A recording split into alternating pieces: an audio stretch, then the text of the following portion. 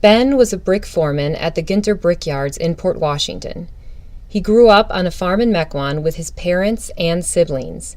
His father, Gottlieb, bought their farm in 1844.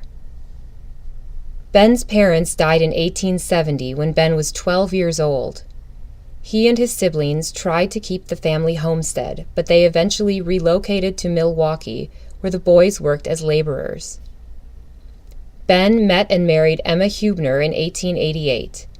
They lived on 21st Avenue in the Mitchell Park neighborhood in Milwaukee. Emma was a homemaker. She cooked, she cleaned, and she cared for the family. The couple had 6 children between 1889 and 1895, including 2 sets of twins. In the early 1890s, Ben's younger brother John lived with the couple.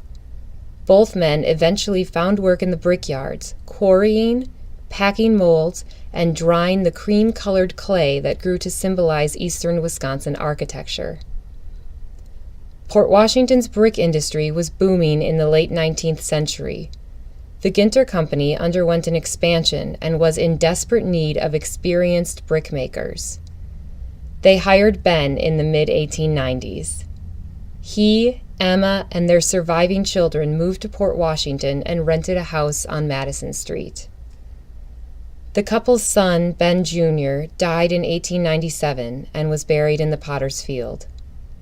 Emma passed away next in 1899. Ben and his 3 surviving sons, Albert, Charles, and Emile, moved to a house on Pierre Lane.